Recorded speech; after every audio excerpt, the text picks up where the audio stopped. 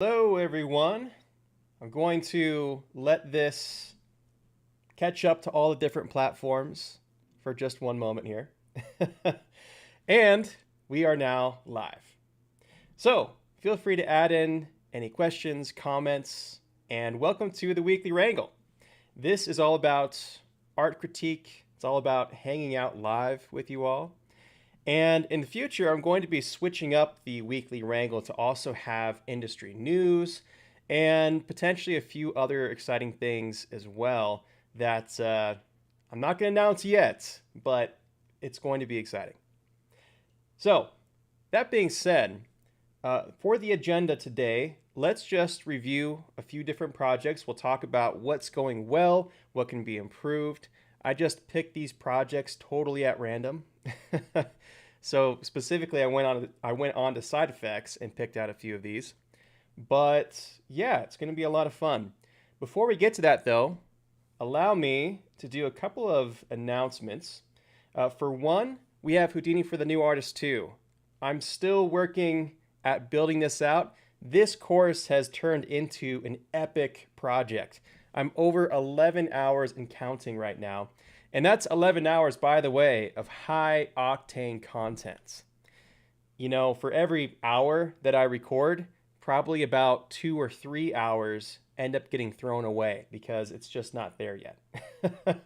So, just to give you an idea, this is 11 hours of high octane, beginner oriented content. And the aim for this particular course now is to really just expose you to all the various topics in Houdini, but more importantly, to give you an idea of what it's like to build an entire project. I was noticing that there's a lot of beginner stuff out there, but not a lot of beginner stuff that tries to take you through a whole project. And the analogy that I like to give for that is instead of thinking about cooking an individual item, like let's say you were trying to be a chef, right? Instead of just learning how to cook a steak and nothing else, this is more like learning how to cook an entire meal. It's trying to get a bit of everything to put together a project, to put together a dish, if you will. And that's a much better way to reach that intermediate level when you're trying to be an aspiring Houdini artist or an aspiring chef, if you will. So, yeah, that's the aim here. It's going to be really awesome. Now, if you are a subscriber, you can already follow along with this if you'd like. I'm over the halfway point now, and there's just a few more simulation things plus rendering that needs to be done to finish out this course. But as you're going, you know, let me know what you think. If there's areas that are confusing, if there's areas that could be improved, I'm all ears and I'm willing to go back and fix these things as we go along or improve them as we go along. So anyway, that's what's going on with Houdini for the new artist too. The other thing is that right now I'm putting together a new artist showcase. And I'm going to be picking one person at random who submits their work to have lifetime access to one course of CG Forge of their choosing. So if you have any work that has been made and that CG Forge has helped you create, then send me an email, tyler@cgforge.com, and I'd be happy to include you with the showcase. It's really cool to put this all together, to get your work out there. Last time I made the showcase reel, it was reaching thousands of people. So if you're someone who's trying to look for a job or get your work out there, it's really incredible advertising for you as an artist. And I think it's also really cool just to see what you guys come up with because I don't even see half the projects that I help people create. And it's always exciting to see where this all goes. So again, send me an email, tyler@cgforge.com if you're interested in that.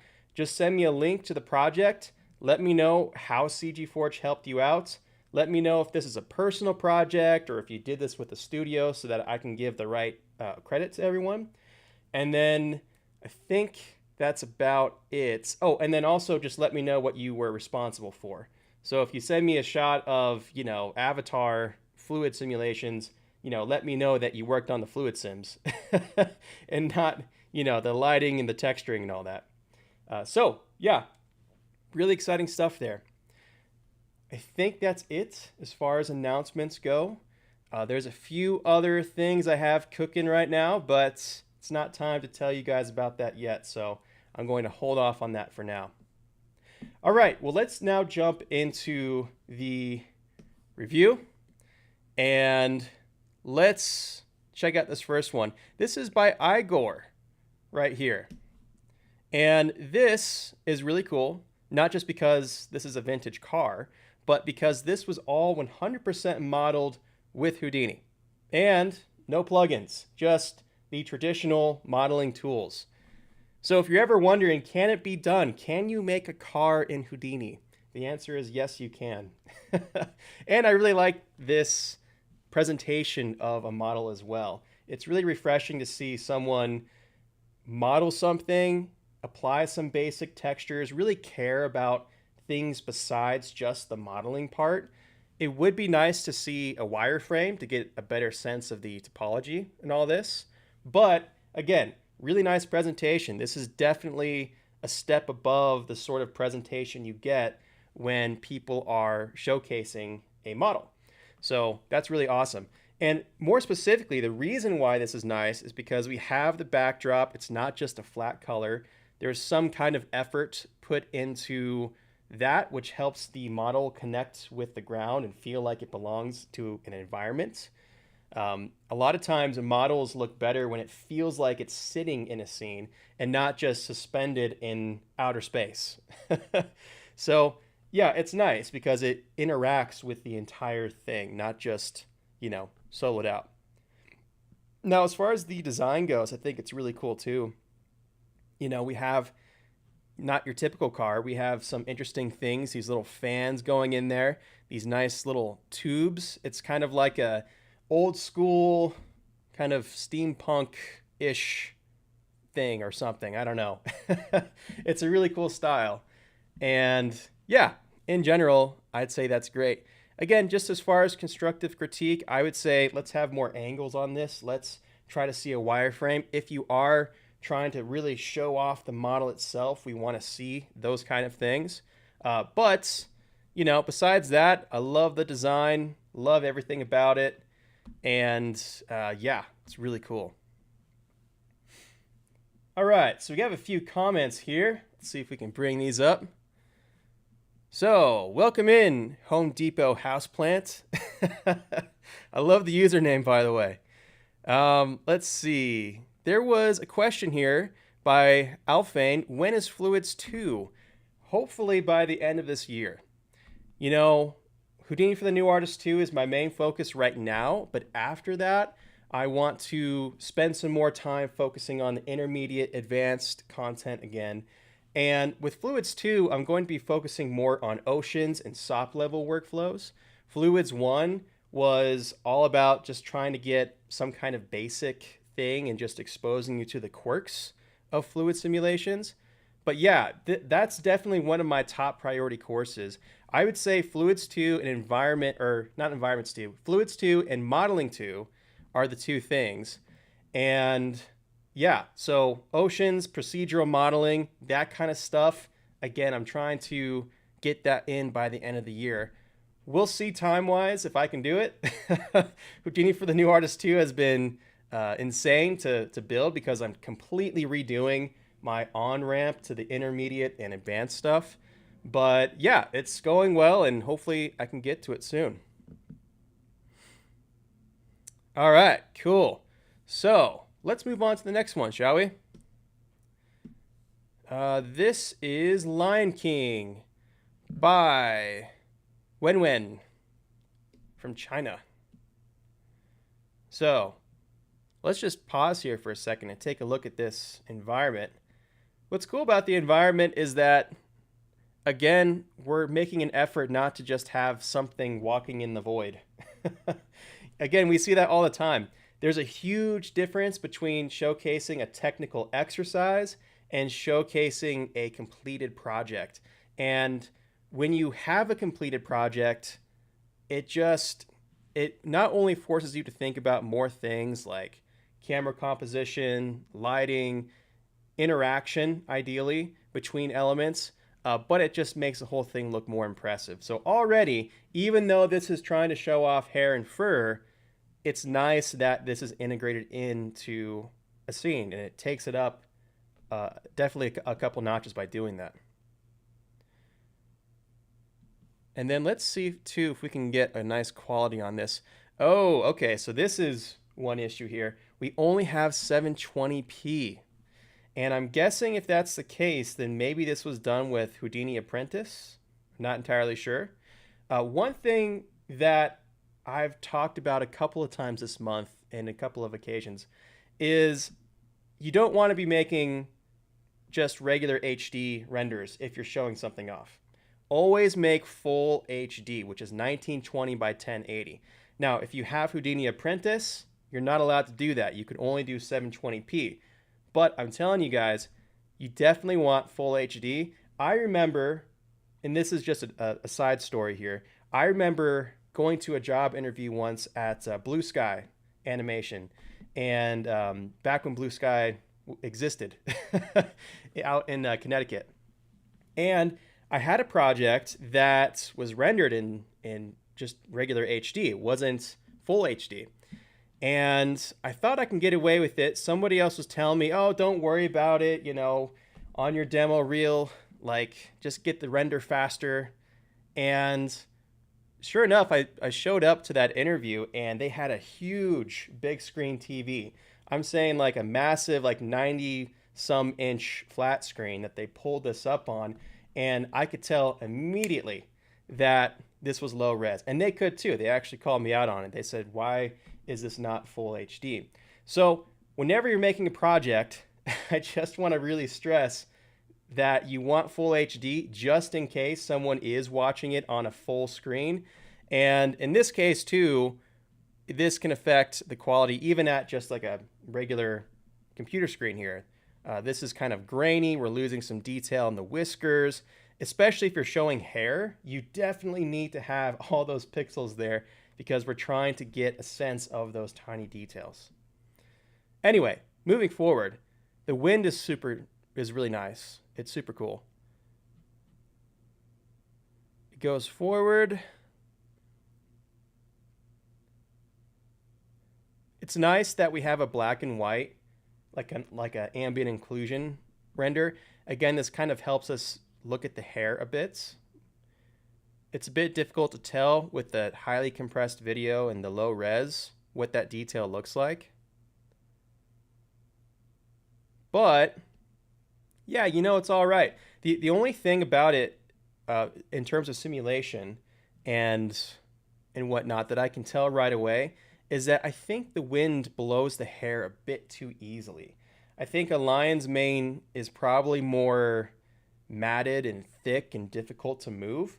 So if wind hits a lion's mane, I don't think it would move that smoothly. I think it would kind of, like a whole knotted chunk of it would probably move a little bit instead of individual hairs flowing like everything's been perfectly brushed. And so that's one thing about the motion that could probably be improved a bit with this particular situation.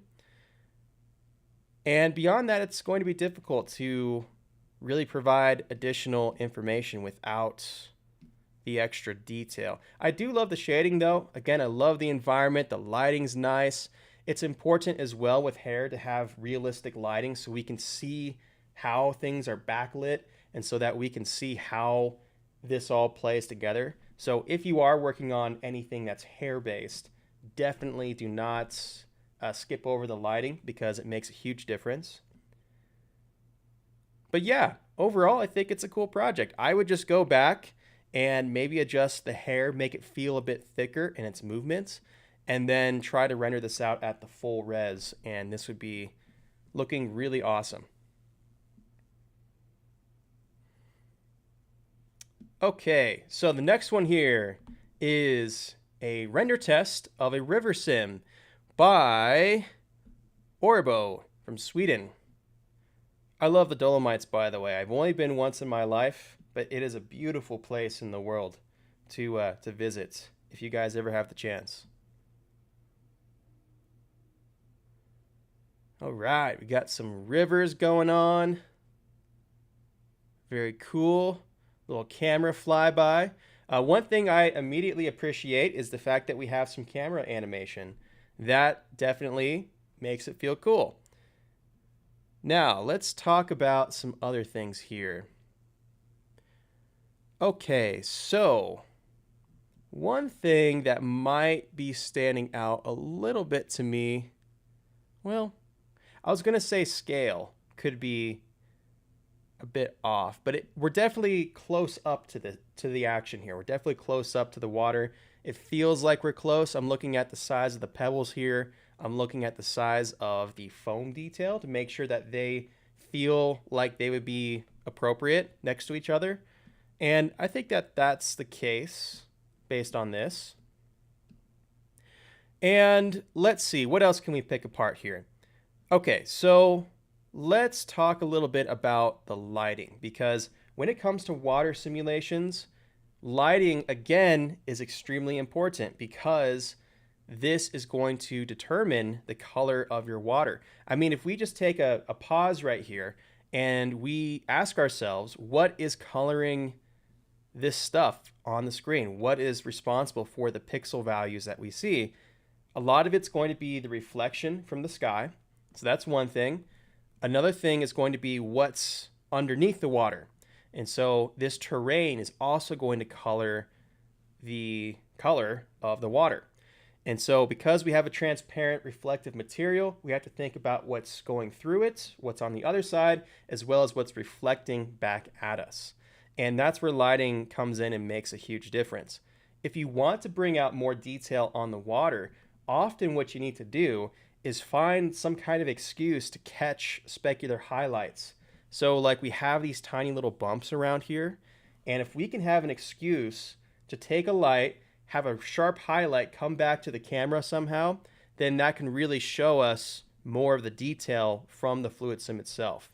And also it's cool to sometimes get that glittery kind of specular highlight effect as things are moving. So yeah, something like that would be cool. Having a cloudy day like this, I just don't know if it's really doing this any favors. And maybe the light we have here would be good as like a base layer, but then you would probably want to have some kind of directional light casting shadows and maybe picking up the highlights along the water to bring out that detail. That would also allow us to see through the water a bit better. It looks like we can kind of see through here a little bit, but this water feels very muddy, or it feels like, very clouded because we can't see to the bottom here. And if you had a light that was shining down, we'd probably be able to see the bottom of this bed, and that would also, I think, increase the realism. Or at least just add additional complexity to the colors that we have. Okay, when it comes to foam here, I think that, let me take a step back and watch this one more time. Yeah, I think it's all right. It feels like, your kind of standard foam, if you will. I think the foam is dying a little bit too quickly. If you had some kind of rapids, they would probably continue on. Or, maybe this isn't intense enough to warrant that much foam. I mean, this is a very tiny river, and because we're close up to it, you probably wouldn't get much. Also, because we're this close up to the foam and to the water, you would actually see more bubbles than foam.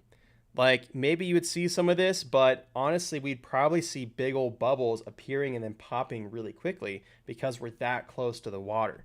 So I would try to do some investigation into bubbles. I would probably I'd probably decrease the amount of foam that we see right here, just because I don't think the rapids are intense enough to justify that much foam. And then as well, we can see the water sliding off here from the dirt. We don't have any wet maps, so it doesn't feel as realistic. And if you wanted to integrate the sliding water on the side here a bit better, all you would need to do is just have an area along here that's darker to indicate that water has hit this area before. So I'm not a big fan of the wet maps that just darken everything, and then it's almost as if that's the first time water's ever touched the shore, you know? It's almost like a paintbrush, right? It just paints everything dark. I don't know if you guys have seen that before. But when making this interaction, make the whole thing just darker along the banks. And then that will help this integrate a lot better when it goes to, slide off of it as it moves. Okay, and then we tilt the camera down. I don't know what we're looking at here, and so I wouldn't just tilt it down. If anything, I would focus more up here towards the top where more of the action is with the foam and the rocks and stuff. So we tilt down, but I don't know what I'm supposed to look at right here. And I would just be aware that when you make a camera move and you're looking at something, make sure that something is there. And you could put some rocks there if you want, or you can just have the camera focus more on the detailed area up here. But that would also improve this as well. Overall, though, really cool. So great job there, Orbro. All right. So we have one more. This is a still image right here by Laya Vladi. And what's really cool about this is that this is all taking Houdini and mixing it up with other mediums. So I've actually never seen this video here. Let's see what this looks like. There we go. So yeah, it's like an animated painting or concept of some kind, which is really cool. So yeah, really awesome. This is using Houdini. It's using, I believe, where is it? Yeah, mixed with traditional art, digital art, Photoshop, and Houdini. And I just brought this up because we always think of Houdini as, this particular style of stuff, right? But there is so much unexplored territory when it comes to mixing Houdini with other mediums. And I've always thought for years now that a very untapped area that has potential is mixing fine art with Houdini stuff. And I think this does a bit of that. I mean, I don't know, when she mentions traditional art, I don't know if that is literally doing some painting and then scanning that in, or doing some illustration and doing that or something. Or maybe it's just all Photoshop painting. I'm not sure exactly how traditional art is defined here. But it just reminded me, and I think this is a good reminder for everyone here, that there is so much untapped potential when you mix different mediums, especially with Houdini, that if you are an intermediate artist or even an advanced artist that's looking to stand out, this kind of thing can definitely get you there. So yeah, I don't have too much critique on this. I think it's really well done. And a lot of this goes into areas that really aren't my wheelhouse. Like, I've practiced fine art. I've done painting and drawing before and everything. But, just in general, I would say that this works well. We have some animated elements right here. And yeah, I mean, this is going to be controversial. Okay, so get ready. But even if you use AI and you take some elements generated from AI and mix that with Houdini, that could lead to some interesting things as well. And so, anyway, I think that this was just really cool. I thought it was nice to share with you all, and I think it's well done overall. All right, well, that about does it, my friends. Not too much this month on the Weekly Wrangle, just in terms of, art projects, but hopefully you were able to take a thing or two from that there. It's always great hanging out with you all. And again, just a reminder about that artist showcase. Let me know what you guys are up to. I'd love to put your stuff out there, celebrate your accomplishments, and have some fun with it. All right, well, until next time, take care, and I hope you have an excellent day.